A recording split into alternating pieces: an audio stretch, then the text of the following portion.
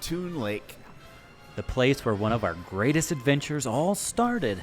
I can't believe Henry Muntz and the third key are both gone. I can't believe he jumped over the edge of Schweitzer Falls like that just to save the final key from Casablanca's toughs after they found us inside the tropical hideaway. And I can't believe he's gone. I know, Freddy, but Annie already said that. No, Al. I mean, I don't actually believe he's gone. Okay, Freddy, what do you mean? Yeah, we all just saw him jump. We did indeed, but did we ever see his body come back up after the jump? Oh, Freddy, that's morbid. It's not morbid because he's not gone. Look, guys, the waterways under Schweitzer Falls have to be riddled with cave systems and air pockets. Yeah? Yeah, and there's no way a smart guy like Henry would have jumped without some sort of a plan. So you think his plan was to escape through one of the hidden waterway tunnels under Schweitzer Falls? Well, that's my hope. Well, what do we do in the meantime while we wait for Muntz to surface again? Well, I think we only have one choice. What's that, Al? Well, we continue to explore the rich history, awesome stories, and fascinating details behind our favorite Disney attractions. Yeah, I guess you're right. It'll help keep my mind off worrying about poor Henry. That's true enough. Well, what better way to continue this journey than right here in front of Gadget's Go Coaster? Gadget's Go Coaster! One of the only two actual rides in this area, if you even want to call it a ride. It's so tiny and short. It really is a short ride at only 45 seconds long. Yeah, Annie, you're right about this coaster. It lives up to its design name. It's actually called a standard Vekoma brand roller skater junior roller coaster. What does that even mean? It's a mouthful. But I've actually heard of Vekoma. They're essentially a roller coaster kit maker. Wait, that's a thing? It sure is. So Vekoma specializes in these types of coasters. They've built their kits in 3 different lengths. The first one is 85 meters, the second one is 207 meters, and the final one is 335 meters. That's right. Gadget's Go Coaster is the medium one, the 207-meter model. Wait. It may be a kit, but Disney has created its own unique ride path for the ride to differentiate from other roller skater coasters, right? Well, I wish. You know, there's numerous Vekoma kits out there, and all of the 207-meter models follow the exact same path as Gadget's Go Coaster here. So if I were to go to, say, Tokushima Familyland, my favorite theme park outside of Disneyland, and ride their junior coaster, it would be the same ride as Gadget's Go Coaster? Turn for turn and dippity dip for dip. Gosh, that seems so Un-Disney? yeah. Well, it's good to keep in mind that Disney has used outside organizations to build attractions like this. It's nothing new. For instance, any listener of the show or somebody who loves Disney park history will have some familiarity with the name Aero Development. Of course. It's basically a household name for a Disney park nerd. Well, Aero Development has a similar relationship with Disney. They were instrumental in building some of our most beloved attractions here in the park. Well, I guess you're right. But, Annie, I have to say, I see where you're coming from. I mean, we've come to expect a bespoke park experience when visiting a Disney park, so knowing that there are templated kits like this coaster that exist at other parks can be a little bit jarring. Yeah, it really is. But from my recollection, this is the first time in the history of the show that we've covered a kit design like this, right? From what we can tell, it is indeed.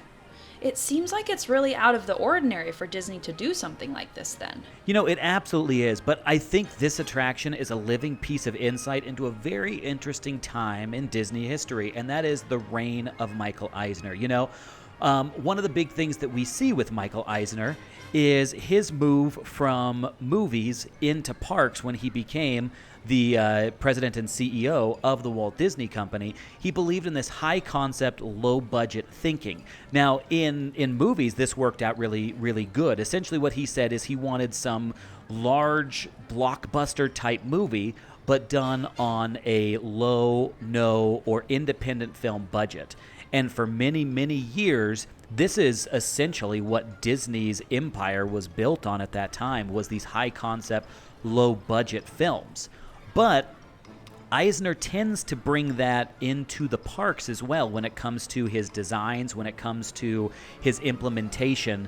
And you can see this especially in places like Toon Town's Gadget Go Coaster. Can you guys think of any other examples of this? I've got a couple of ones in mind down at Walt Disney World, but I'm curious if you guys have ever seen any examples of this from Eisner's touch. Well, actually, when I was working at the park, they put in the Disney Afternoon was a big deal at the time, and so the Disney Afternoon cartoons, they were trying to figure out ways to bring them into the parks, and they actually took over the motorboat cruise and made it a Gummy Bears cruise, and then we've talked about that on the show, I think. Yes, and yes. The Gummy Bears cruise was definitely, well, I'm not even sure if it was high concept, but at least it was a concept, and it definitely was low budget.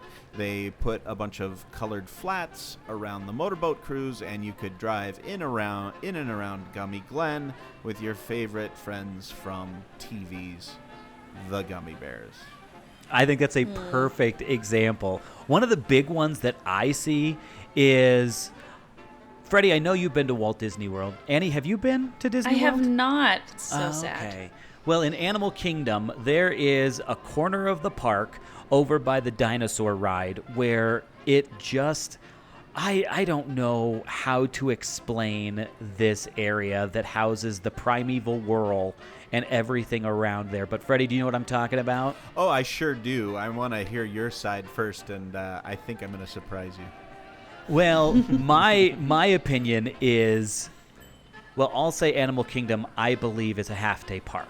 I think that there are a lot of things over there that it just doesn't feel fully cooked. And that's one of the areas that it almost seems like it's an Indiana Jones ride path that's just dark because they ran out of funding at that time. And they were like, okay, let's put in a primeval whirl. Let's put in a triceratops that whirls you around for little kids, and we'll call it an archaeological dig. The end. So surprise me, Freddie. Well, so you're right.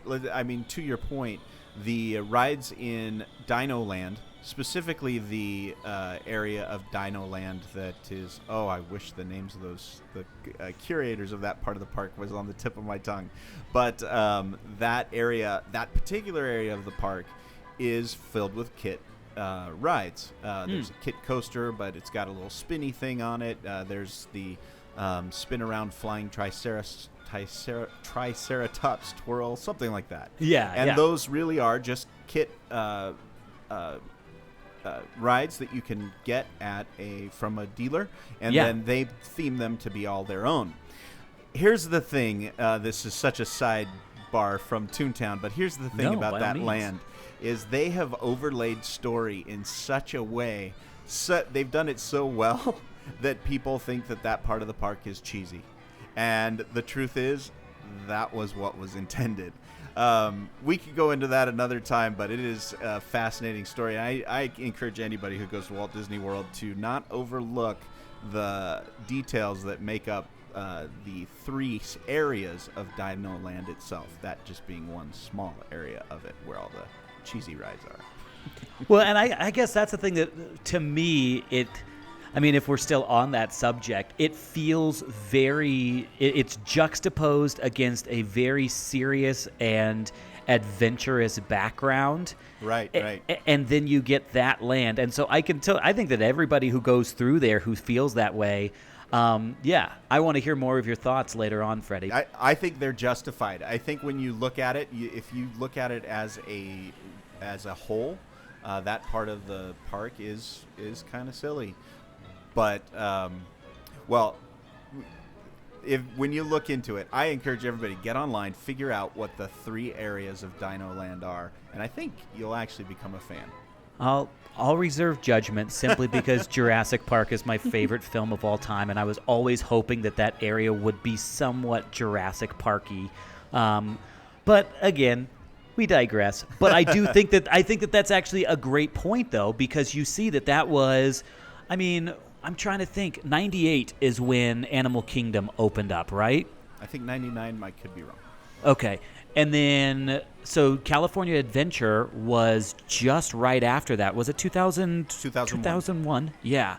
So, I mean, essentially, you're starting to see Eisner's end of his park builds going on here with things like Animal Kingdom. And I really do think that one of the things that we see is Eisner truly believed, and if you listen to our Toon Town episode, we go into this in depth. Eisner fully believed that he was the reincarnate Walt Disney. Yeah. And I think over time, when he first started out, there's no denying that dude had charisma, he had excitement, he had vision, and he had drive. But over the years, I think that he started to get worn down. I think he started to get tired, as anybody in that job would. And as a result, I think that we start seeing these types of moves come up. But I also have a theory that I want to talk about a little later on with this, because I think that I have a thought that we haven't necessarily, that not a lot of people explore about Gadget's Go Coaster. But Go ahead. Let me button that up just one more dot. Roller coaster, theme park, all designers of all these places that we love to go to are always met with the problem of three things. There's scope, scale, and budget. And you can't have speed, budget, and scale. And so if you want a quality area in your park, you've got to give plenty of time and plenty of money towards it. And if the budget of a theme park, whether it's Toon Town or whatever, if that is scaled back and you have a deadline to meet, well, then you've got to be really, really creative to bring out the quality. And so something like Animal Kingdom, a lot of its budget went to certain things and a lot of its budget didn't. And the Imagineers had a challenge, and I think they met it. I think they met it there. I think they met it here in Toon Town. But what it is you're like, hey, we got to make Goofy's house. What about the special effects? Can we have special effects in Goofy's house? No, you have this amount of money. Yeah. And the Imagineers turn around and go, well, let's make something as great as we possibly can with as little money as possible. And that's how you end up with something like that. And that's why I like digging into the details, is because eventually, without a doubt, that's when you find that's where the money went. And that's what you always see along this entire journey. I mean, we go back to the perfect metaphorical example for this of Discovery Bay, that you have Tony Baxter coming up with this grandiose idea that is absolutely amazing. And with which, even before then, you have Mark Davis coming up with stuff for the Magic Kingdom that is mind-boggling, with things like Thunder Mesa. And it all comes back to budgetary issues. If you're not familiar with what I'm talking about, please do yourselves a favor, listeners, and go back to our Big Thunder Mountain 3-part series, because Harrison and I cover the entirety of Big Thunder Mesa and Discovery Bay and what that was going to look like in Disney, both Disneyland and Disney World. But because, just like with what Freddy's talking about here, budgetary constraints and things happened, and they didn't come to fruition as a result. But I completely agree with you, Freddy, and the thing that I want to talk about here in a little bit, I think also ties into that. But regardless of the origins of the coaster itself, Imagineers really were able to make this coaster as uniquely their own as they possibly could with, as you said, Freddy, the budget that they were given. That's right. The space that they had in that area, not very big. So they placed it over the shores of Toon Lake, which is probably smaller than most of the swimming pools you've ever seen, making then the coaster seem at least a little more daring to ride. They also added some pieces to the coaster, like the shape of the coaster buckets, the seats, to make it fit within the theme quite perfectly. Little acorns. Little acorns. Yeah, it's very cute. And the Rescue Rangers theme. One of the more memorable shows to come out of the Disney afternoon era, don't you think? I loved Rescue Rangers when it came out. I think if you were to rank them, you'd go DuckTales, then Rescue Rangers, then all the rest. DuckTales was, yeah. my favorite.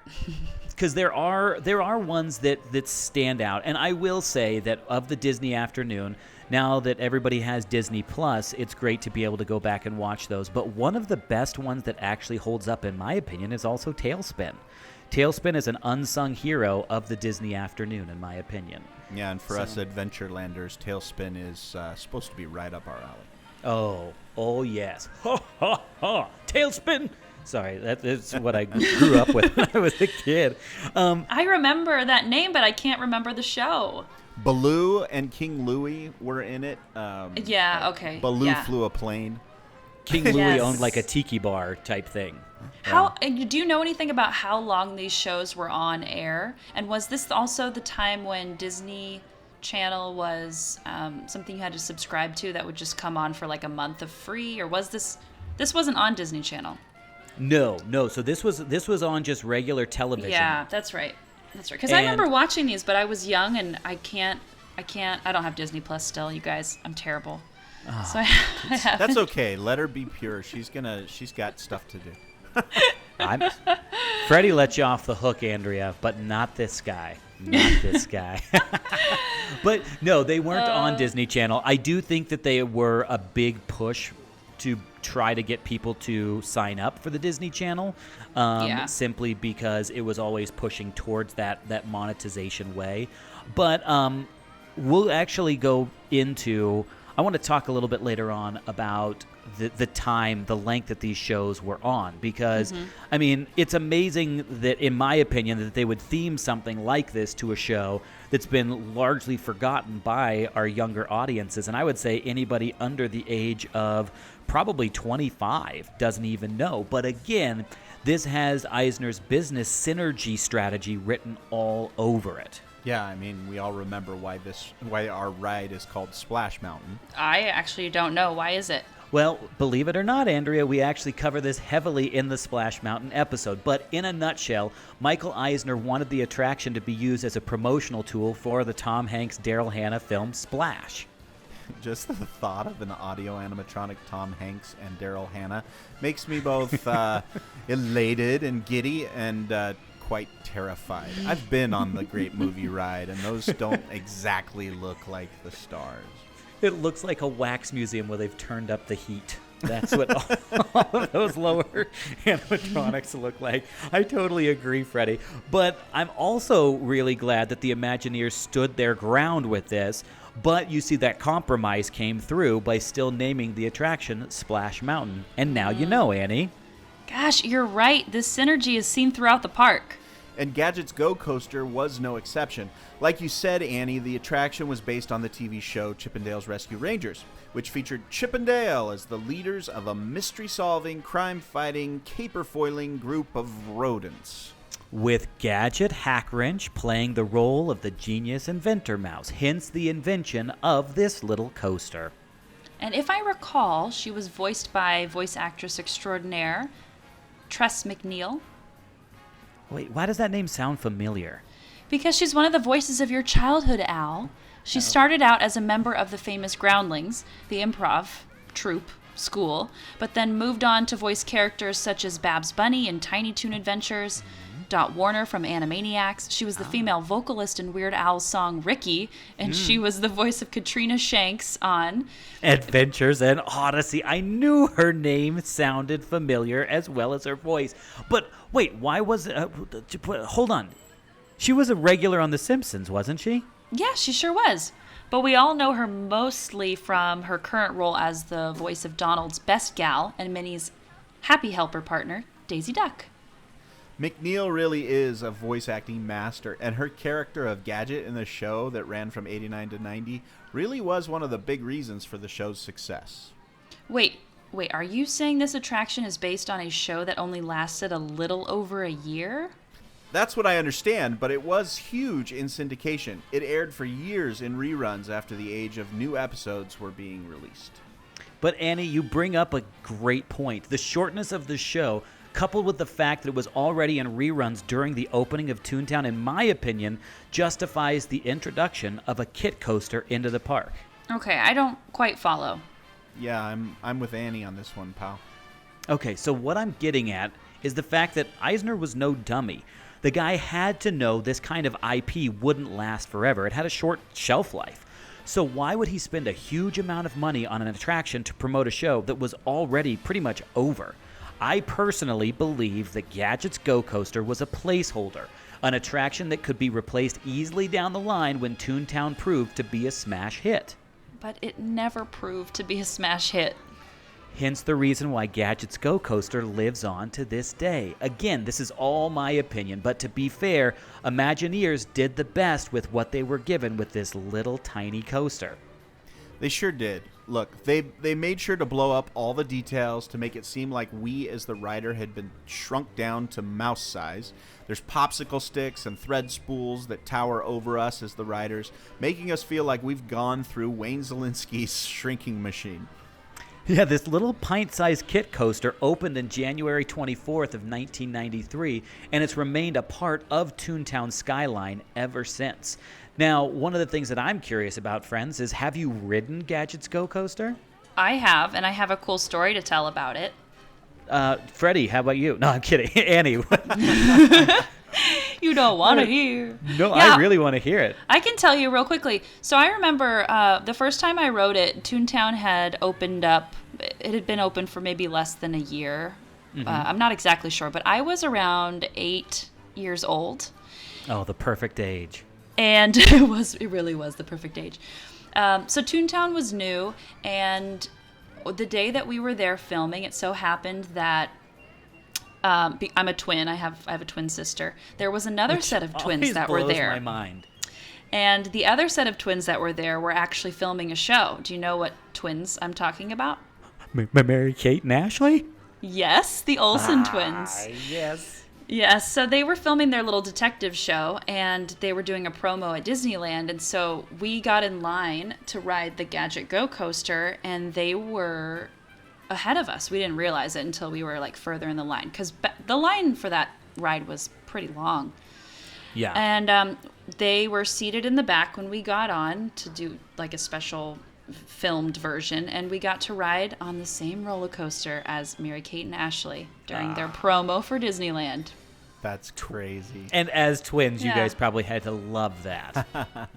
We loved it. We were fans of their show Twin and fans heroes. of them, and but I have to say we were the cooler twins. That's what I've heard. Now, you're not an identical twin, are you, Annie? No, I'm a fraternal twin. Oh, okay. Okay. Oh, that's cool.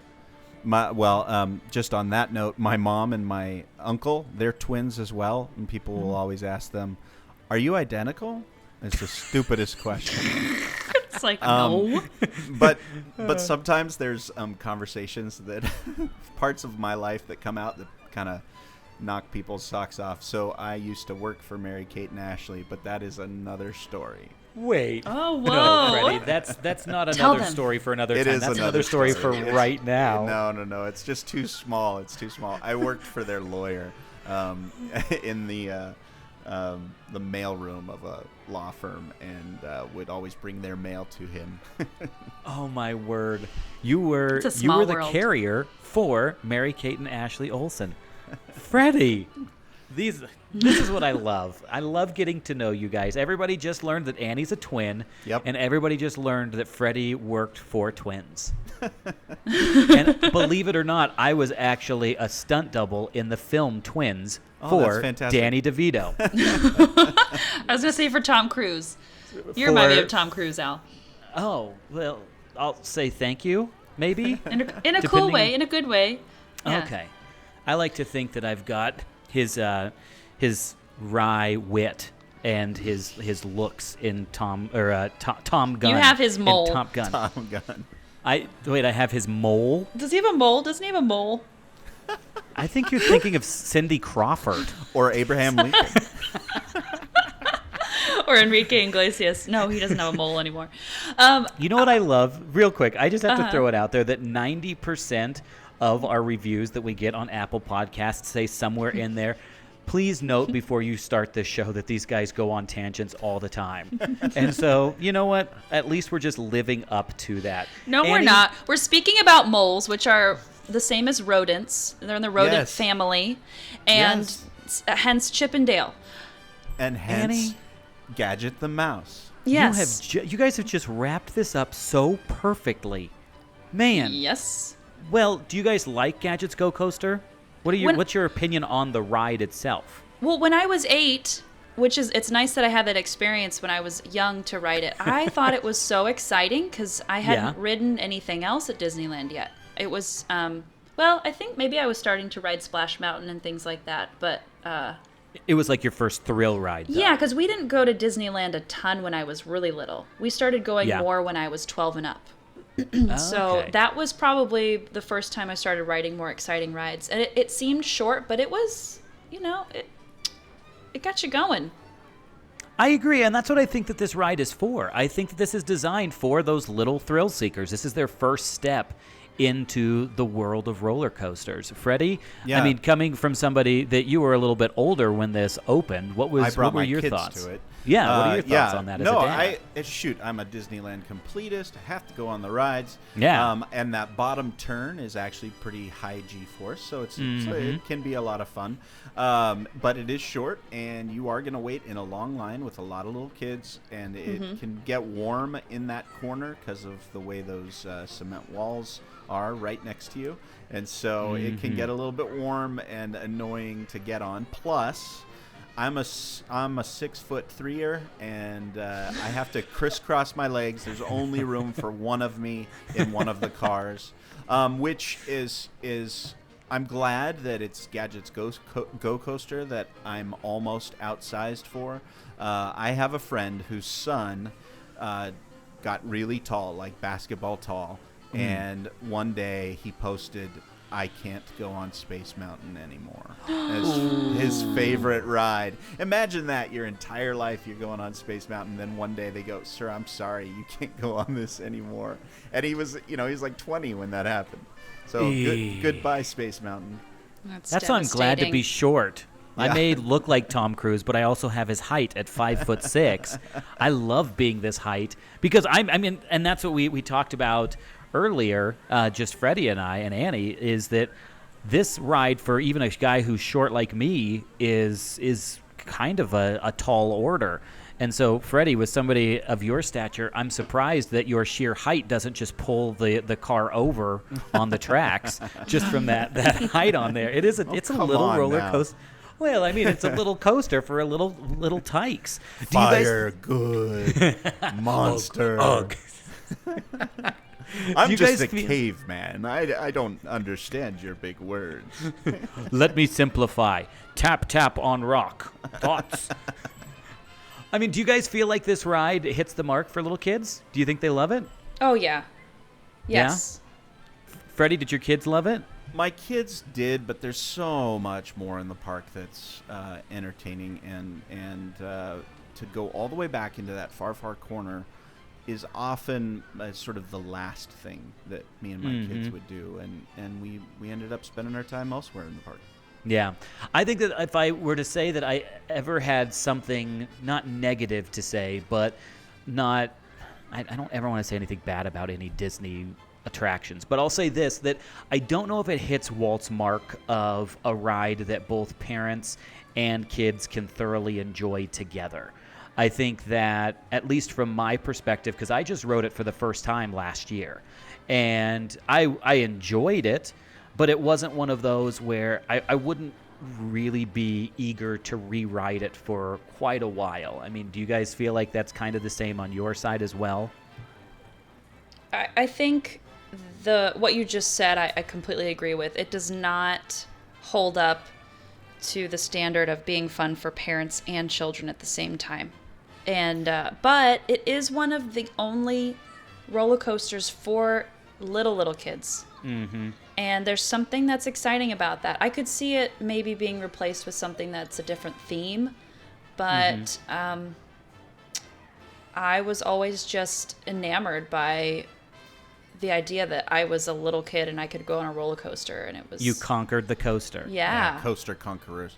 Well, one of the things that it either bugs me or I think it's brilliant is the seriously, like, I can't tell if sometimes it's seamless and sometimes it's not. So it is right next to the location of Toon Lake and Gadget's Go Coaster is right next to Donald Duck's ship and Mickey Mouse's house and Chippendale's tree.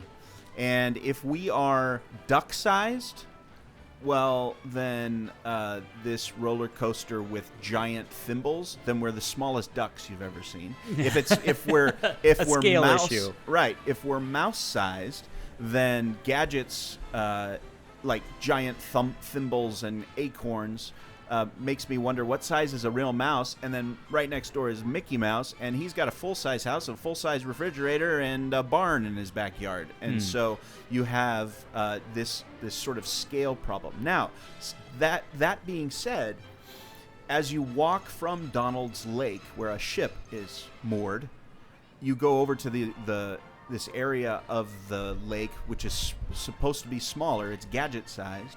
Well, you do kind of move in there and shrink yourself because it feels like you're in the grasses all of a sudden of the lake that Donald Duck's boat is in. And then being there right next door to Mickey Mouse's house, if you stand in Mickey Mouse's house, that is his shores of Toon Lake. So there's something that I think they intended to do was almost like a lens or a movie director view, that if you look at it on its own, you are shrunk down to the size of a thimble.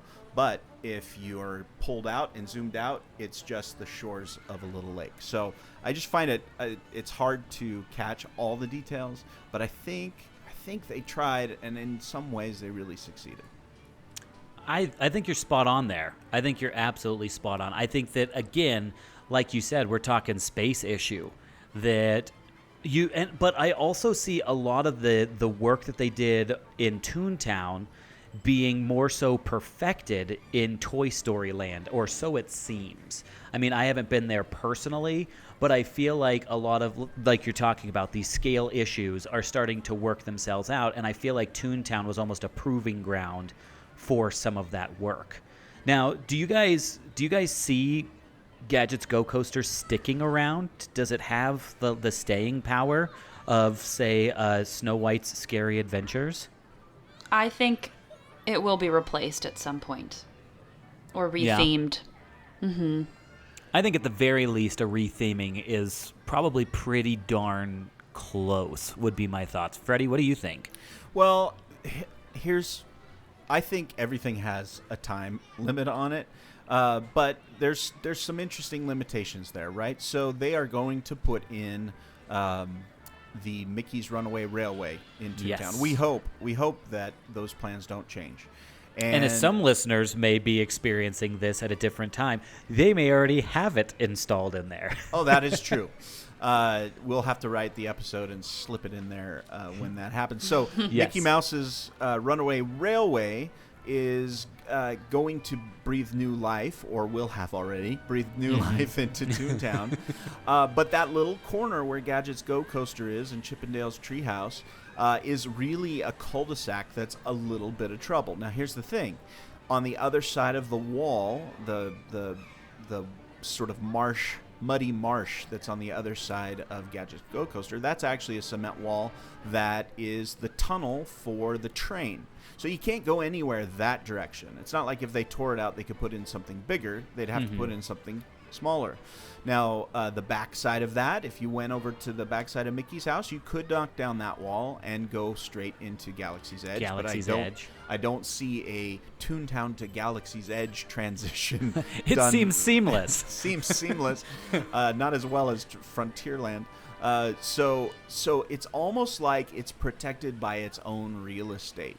Now, of course, if they decided to make a Chippendale or a Donald Duck or some other way, well, it'd be a good idea. But really, its cul-de-sac is its strength.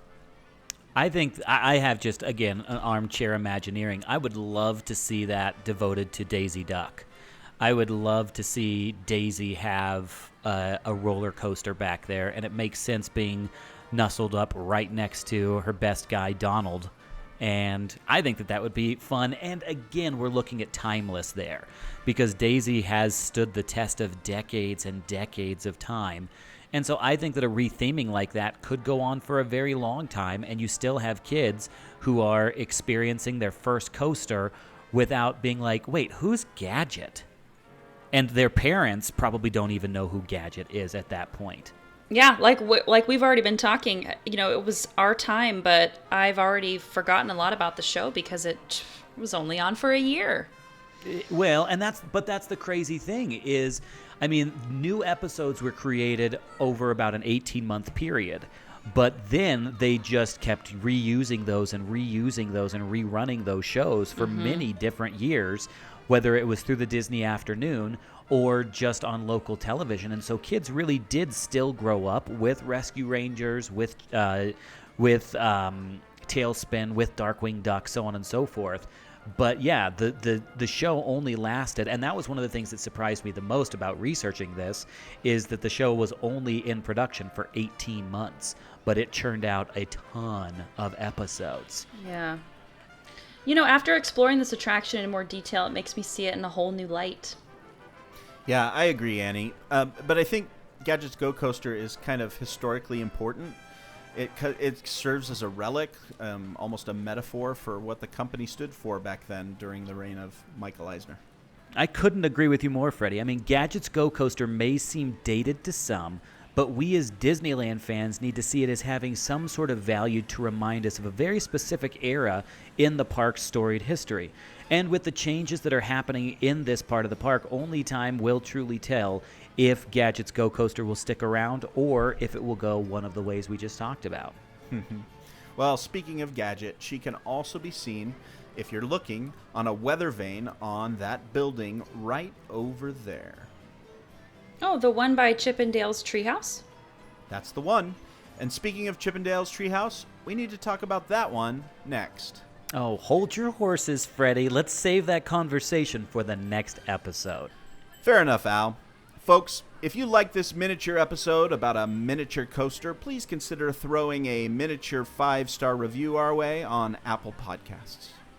You can also follow show updates and see the fun stuff that we're doing by following us on Instagram, searching for Backside of Water Podcast or for our own Instagrams, respectively. Yeah, you can also join our fun little Facebook community by searching the Backside of Water podcast there as well. And like Annie said, don't forget to follow Freddie and Annie on the old socials as well. You can find Freddie on Instagram and Twitter as @SkipperFreddy and the wonderful Andrea Rugit on Instagram as @AnnieRugit. Do you do Twitter stuff, Annie? Yeah, I do Twitter. Okay, what's your tweet handle? It's the same, thank goodness. ANNIERUYGT, Annie Rugit. Awesome. Finally, please be sure to check out our sister podcast, Did You Know Disney, a show where we dig a little deeper, explore a little further, and discover even more of the magic within the wonderful world of Disney. You can find that show wherever you found this one. Now, as you exit, please watch your head and watch your step. And if you happen to miss your step and hit your head, Please watch your language. Goodbye, folks.